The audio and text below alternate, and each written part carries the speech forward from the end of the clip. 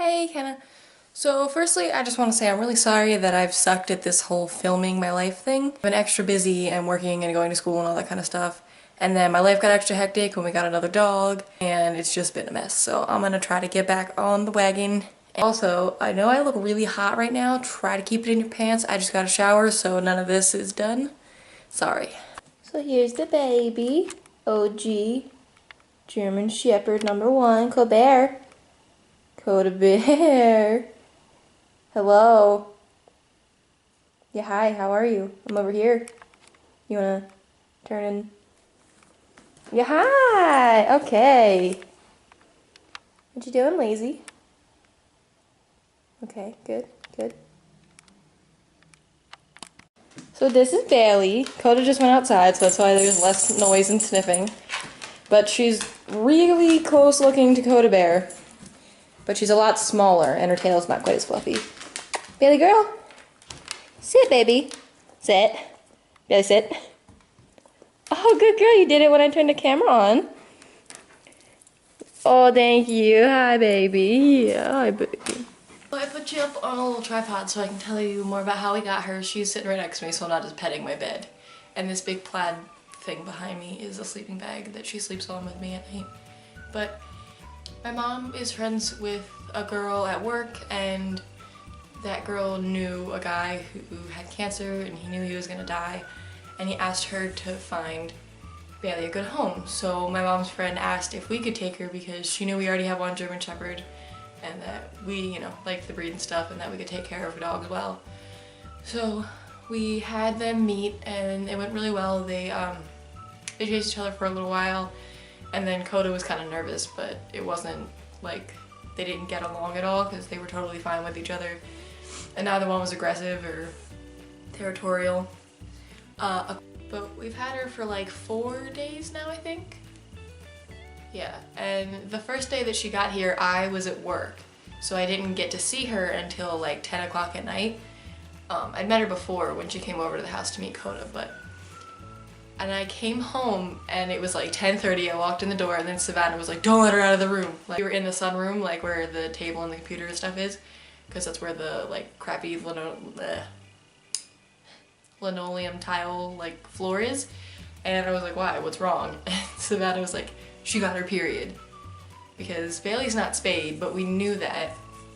And the guy had said that they had never really seen her get her period before, like they never really noticed it, and they thought that because she's 6 years old, that by now she just wasn't gonna get it. And we were like, yeah, sure, whatever, that's fine. Because we figured she was probably too old to get it. Wrong, because she got it. I don't know if maybe it was because there were lots of like girl hormones when she got here and she had only ever lived with boys, or what it was, but the poor thing has been on her period. So at 10:30 at night, my mom wasn't home because her friend's car broke down, so she went to go pick her up and take her home. My dad, I guess he was asleep because we thought he wasn't home, but he emerged like 2 hours later like, hey guys. I was like, Dad, I knew you were here the whole time. So me and Lindsay went at 10:30 at night to Walmart to get some doggy diapers. Got there, they only had extra small. How many people have extra small dogs? Like, I don't even think Mally's extra small, is she? So we like looked everywhere for them. All they had were like wee pads and nonsense. So then we went over to the pull-up section because I thought maybe one of like the larger size pull-ups would fit her. So we got her a whole pack of glow-in-the-dark princess pull-ups because, she's a lady. I thought, fancy. Well, they didn't fit her. They were too small. So they tried to like tape two together and stick them on her, or like use a pair of my dad's old underwear and stick a pad in it, and it was a mess. So we decided we're just gonna leave her. Because dogs clean up it themselves. Like, it's not really been, we have to keep constant watch because she'll either clean it up or we'll find it a couple minutes later, wipe it up. It's not that big a deal, it's just a drop. So right now on my carpet are 2 old comforters that like we don't really use anymore. Okay, where are you going? Oh, you itchy? Really? Hi. What you doing? When she itches her, like, her arm or her, like, leg, she lifts up her one paw and just, like, leaves it hanging. You done? You better? Okay.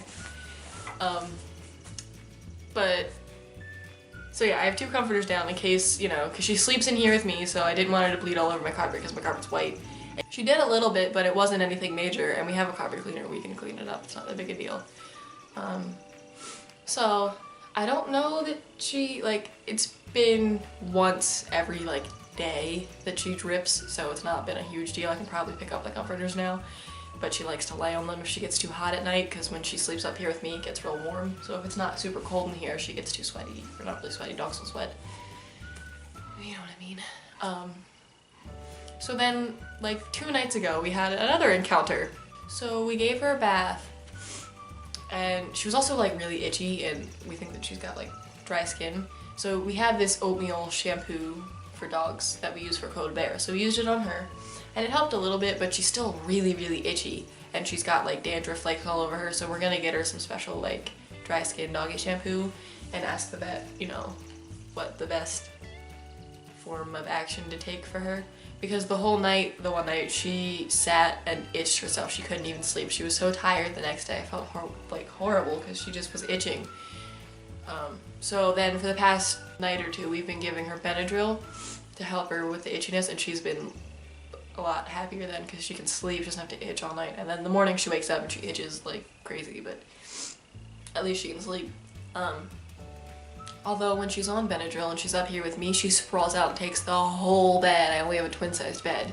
See, and we are gonna get her spayed so that we have, you know, she doesn't have to deal with that anymore, and we don't have to deal with it because it's just a mess, and it's not that expensive to get her spayed. But she's a very sweet baby girl, and I felt like the first night with her, I was laying on the floor and she was so nervous and sad, and I just started crying because I felt so bad for her. But she's very sweet. She's not been mean to anybody. Her and Coda have gotten along really, really well. They're not like best friends yet, but they'll figure it out. It'll be fine. But that's it for the tale of Bailey. So now I'm gonna tell you about my tattoo, as if this wasn't long enough already. The tattoo, when I first got it, I knew it was gonna be really painful. Like when I first went to see the tattoo artist, and he, you know, the first thing he said to me was, well, how many tattoos do you have already? And I said 0. And he just kind of gave this look like, and the sternum is gonna be your first one? Are you serious? So he, you know, he agreed. He was like, yeah, but you're gonna be in a ton of pain. I was like, yeah, I know, whatever. But the tattoo artist that I went to, his name's Will. He did Rachel's tattoo on her foot. He also did, Rachel just got another tattoo on her ribs right here, and he did that one.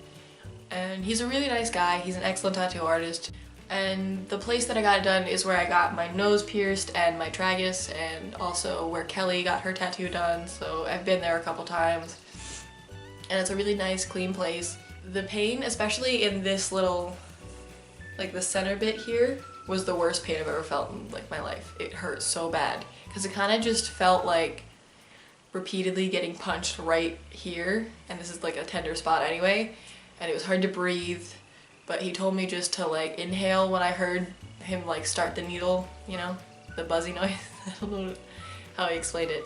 But he said to inhale, and then as he was tattooing me to exhale, and then it would be short little spurts, because like the line work and all the outlines and everything was the hardest bit to get through. He said that shading wasn't gonna hurt at all. People say shading doesn't hurt at all. So he started shading and it felt horrifying. I saw this thing online that said, getting a tattoo feels like a cat scratch on sunburn, and no joke, that's what it feels like. After like 4 hours, I was like, done, can't do it anymore, need to go. And like, I had makeup all underneath my eyes from like squeezing my eyes tight, and I was just so tired. So then, you know, we went to pick up Japanese food because that's what I wanted for dinner, and then we went home. I got a shower at Martin's and did all the, you know, cleaned all the stuff out with dial soap and everything. And then I let it heal, and then went back for the second one because I was like, it's gonna hurt again, it's gonna be the worst pain. But during the second session, I was falling asleep. Like, just the shading by itself doesn't hurt at all compared to the line work. I guess the last time it was just because I was already so like tender and sore from him doing the line work that the shading was just too much and I couldn't do it. But this time I was falling asleep. I was like, I could talk, I could breathe fine, everything was okay. And then he got like closer to the middle and it started to hurt more, but finished up that session in like an hour, and then I still have one more. I gotta make an appointment to do a touch-up session. He's just gonna get all the rest of the edges and everything, but I figured I would show you what it looks like. Please pardon that I'm not wearing a bra, but I'm at home, so this is it finished. This is the part that hurt the most, and also this right here. But I'm completely obsessed with it. It feels like really soft, so I like to feel it. But it just comes around here. That's all I've got for this little sit-down chat. You're like, girl, you wanna say bye? Goodbye, camera.